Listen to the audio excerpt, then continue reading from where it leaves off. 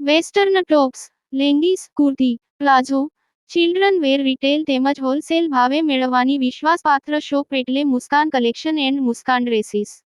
અમારી બંને શોપની એકવાર અવશ્ય મુલાકાત લો।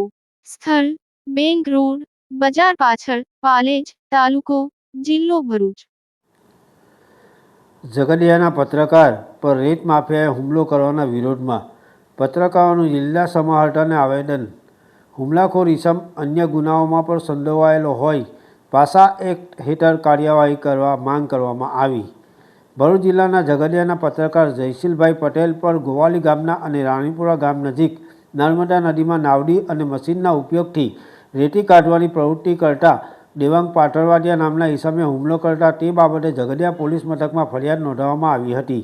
દરમિયાન પત્રકારો દ્વારા ભરૂચ જિલ્લા સમાહર્તાને અને જિલ્લા પોલીસ વડાને આવેદનપત્ર પાઠવીને પત્રકાર પર હુમલો કરનાર રેત માફિયા દેવાંગ ઉર્ફે લાલો ઈશ્વરભાઈ પાટરવાડિયા પર કડક કાર્યવાહી કરવામાં આવે તેવી માંગ કરવામાં આવી હતી।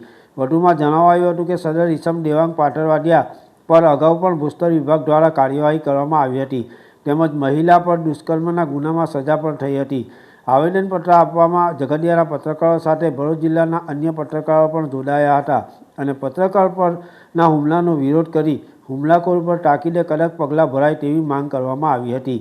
ઉલ્લેખનીય છે કે રાણીપુરા ગામ નજીક પત્રકાર જયશીલ પટેલ પર હુમલો કરવાની ઘટના બની તે સમયે ઘટના સ્થળે કેટલાક અધિકારીઓ પણ ઉપસ્થિત હતા છતાં તેઓની હાજરીમાં પણ રેતી માફિયાએ પત્રકાર પર હુમલો કર્યો તે બાબત પણ આશ્ચર્યજનક ગણાય। પત્રકાર પર હુમલો કરનાર ઇસમ અગાઉ પણ કેટલાક ગુનાઓમાં સંડોવાયેલો હોય આ વાત તેની ગુનાહિત માનસિકતા છતી કરે છે છતાં સ્થાનિક પોલીસ દ્વારા આ લખાય છે ત્યાં સુધી આરોપીની ધરપકડ નથી થઈ શકી તે બાબતે પણ સવાલો ઊભા થયા છે। પત્રકારો દ્વારા ઝઘડિયા નાયબ પોલીસ અધિક્ષક, ઝઘડિયા પ્રાંત અધિકારી તેમજ ઝઘડિયા પોલીસ ઇન્સ્પેક્ટરને પણ આવેદનની નકલ આપીને તાકીદે આરોપીને ઝડપી લઈને તેના વિરુદ્ધ પાસા એક્ટ હેઠળ કાર્યવાહી કરવા માંગ કરી હતી। ઉલ્લેખનીય છે કે ઝઘડિયા તાલુકામાં લાંબા સમયથી બેરોકટોક ખનિજ ખનનની પ્રવૃત્તિ ચાલી રહી હોવાનું જગજાહેર છે। તાલુકામાંથી વહેતી નર્મદા નદીના વિશાળ પટમાં લાંબા સમયથી મોટા પાયે રેતી ઉલેચવાનું ચાલી રહ્યું છે। નદીમાં નાવડી મૂકીને મશીન અને પાઇપ દ્વારા રેતી કાઢવું ગેરકાયદેસર હોવા છતાં તાલુકામાં નર્મદા કાંઠા વિસ્તારના ગામોએ આ ગેરકાયદેસર પ્રવૃત્તિ બેરોકટોક ચાલી રહી છે।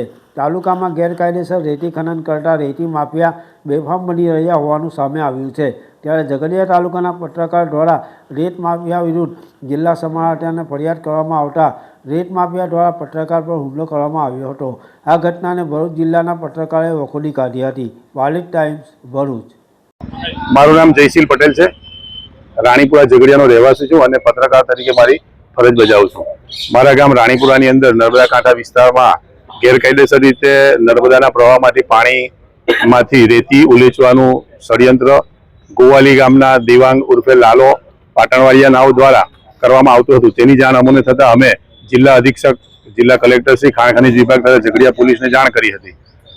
તારીખ 28ના રોજ અમે આ જાણ કર્યા બાદ 29 તારીખે તેઓ ખનન પ્રવૃત્તિ ચાલુ કરવાના હતા તો અમે ગ્રામજનો સાથે સ્થળ પર ગયા હતા અને સ્થળ પર જતા જોયું તો ઘણી બધી તૈયારીઓ કરી હતી ગેરકાયદેસર રેતી ખનન કરવાની તો અમે જે તે જવાબદાર અધિકારીઓને જાણ કરી હતી પરંતુ કોઈ રિસ્પોન્સ ન મળતા અમે કમિશનર શ્રી ગાંધીનગરને જાણ કરી હતી કે ભાઈ ગેરકાયદેસર રીતે આ રીતે ખનન કરવાની પ્રવૃત્તિ ચાલે છે જેથી ભરૂચ જિલ્લાની ટીમો ત્યાં આવી પહોંચી હતી અને તેમની કાર્યવાહી હાથ ધરતા હતા। તે દરમિયાન દેવાંગ ઉર્ફે લાલો ઈશ્વરભાઈ પાટણવાડિયાનાઓ સ્થળ પર આવી અને અમે જે રજૂઆત કરતા હતા તેની સામે એકદમ ઉશ્કેરાઈ જઈને મારી પર જીવલેણ હુમલો કર્યો હતો અને મારું ગળું દબાવી 45 થી 60 સેકન્ડ સુધી ગળું દબાવી રાખી મને મારી નાખવાની કોશિશ કરી હતી। મારી સાથેનાઓ એને મને વધુ મારમાંથી છોડાવ્યો હતો। તો આવા જે ભૂમાફિયાઓ છે તેની સામે કડકમાં કડક કાર્યવાહી થાય તેવી અમારી માંગણી છે। ઉપરાંત મારી પર જે જીવલેણ હુમલો થયો છે મેં ઝઘડિયા પોલીસ સ્ટેશનમાં ફરિયાદ આપી હતી તેની અંદર જે હત્યાના પ્રયાસની કોઈ કલમ ઉમેરવામાં આવી નથી। ઉપરાંત જે લાલો ઉર્ફે દેવાંગ પાટણવાડિયા છે નાઓનો ઇતિહાસ ખૂબ ક્રિમિનલ છે।